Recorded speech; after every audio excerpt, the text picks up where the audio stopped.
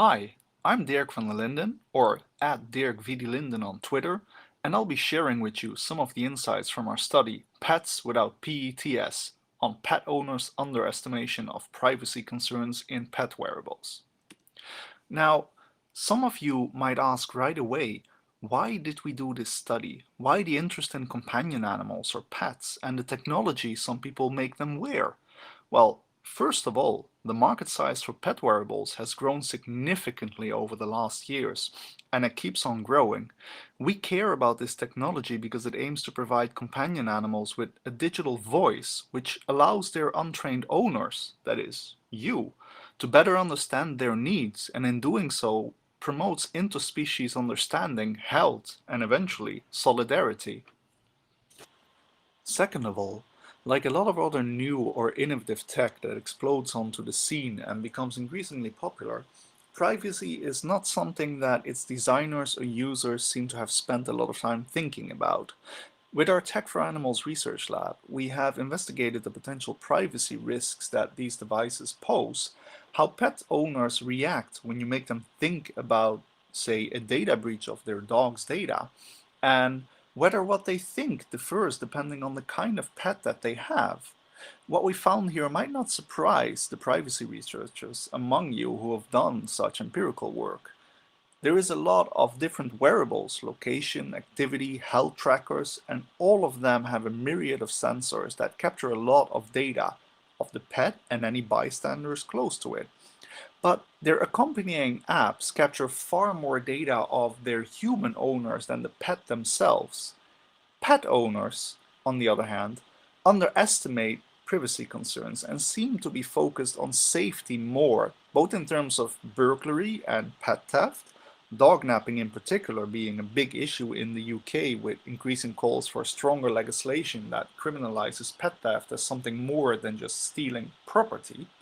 And finally, when you do go into privacy concerns using constructs such as the IUIPC, we found that privacy concerns, in particular concern for how data is used, may differ depending on the kind of pet and the closeness between the owner and pet.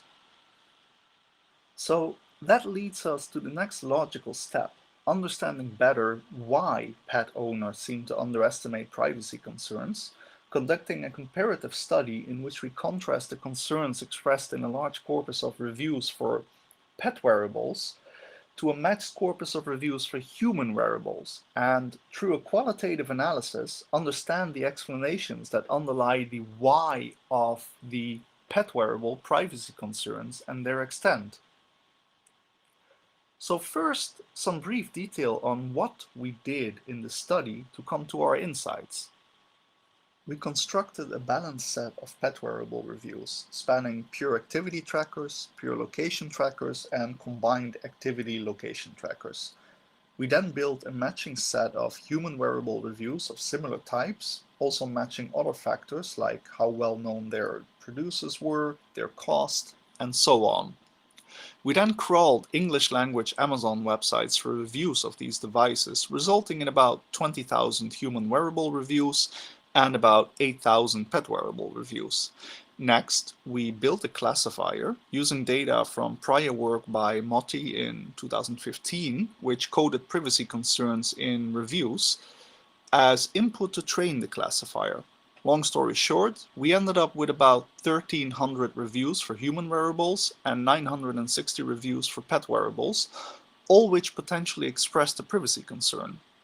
We then used actual good old humans to code manually whether these reviews contain privacy concerns, getting rid of all the false positives, and reducing the set to 29 reviews of human wearables expressing privacy concerns, and only 5 reviews for pet wearables expressing privacy concerns. That already tells you there's not much in the way of privacy concerns in reviews.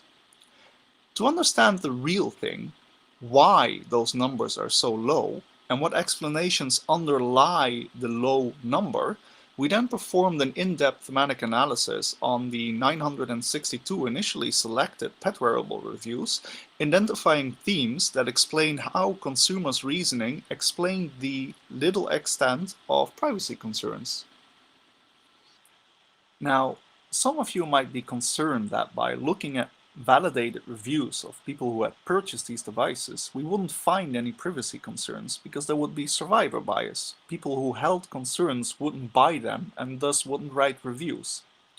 To take care of this, we ran a separate study with 201 pet owners, looking at their reasons not to purchase or no longer use pet wearables, and as you can see in the table, easily rejected the notion of survivor bias, leading to privacy concerns simply not being expressed in reviews.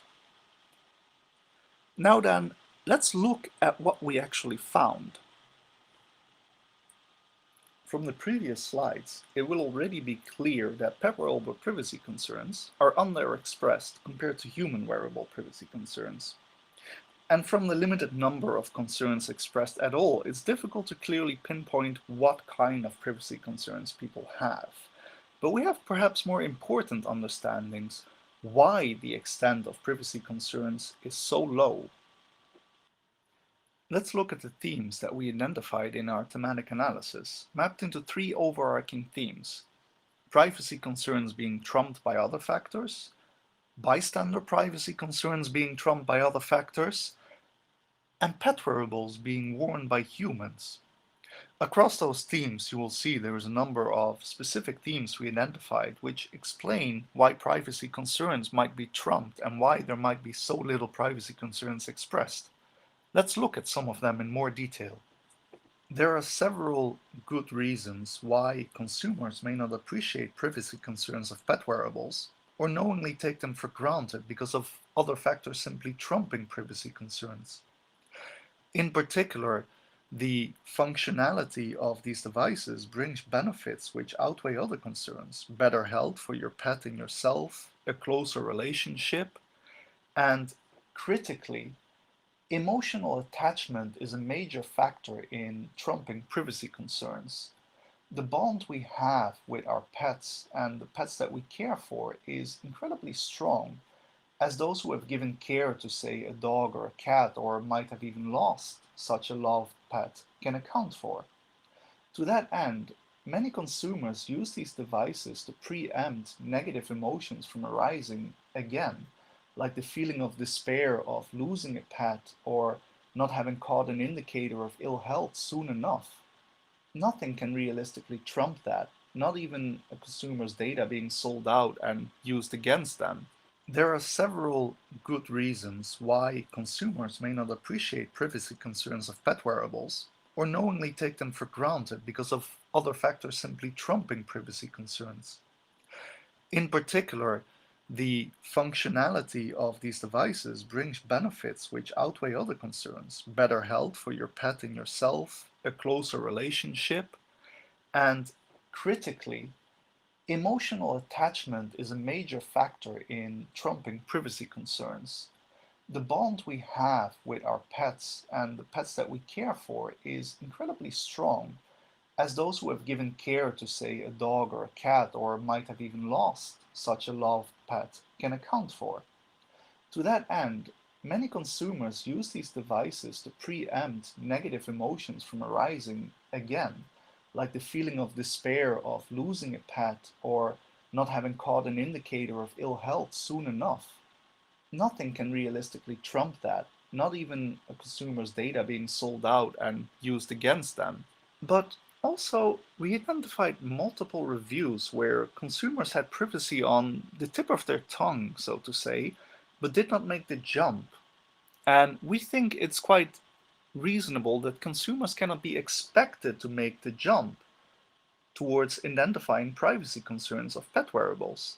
They cannot be reasonably expected to do so because you would have to understand both the technical intricacy of these devices and how they capture data, and more importantly, you would have to understand animal behavior and have a certain level of knowledge of what information is really contained in, say, a dog's activity or behavior in order to understand that there might be a privacy concern.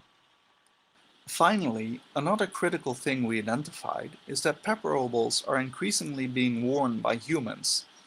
That is, caregivers have their kids or cognitively impaired loved ones wear such devices, for the simple reason that these devices better match the requirements they have. They're more durable and they're cheaper.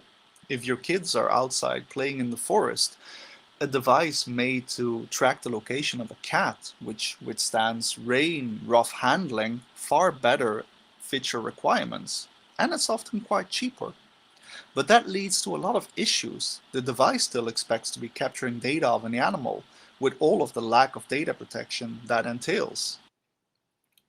Given the way that pet wearables are used in different ways, and consumers cannot reasonably be blamed for the factors that trump their privacy considerations, we need to ensure that this market does not become a hotbed for more surveillance capitalism and data abuse. We propose that in order to move towards more privacy-conscious use of pet wearables, a combination of understanding consumer rationale and behavior, as well as ensuring that data protection legislation is adequate to real-world use, is needed, which we are pursuing in the UK so far through informing consumers about the value of the data these devices capture, and policy briefings which advocate that data protection acts such as the GDPR explicitly consider companion animal data or pet data as personal data.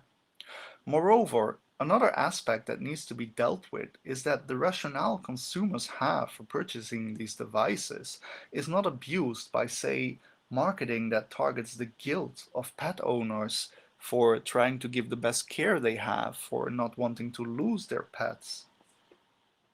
That rounds off the summary of our findings.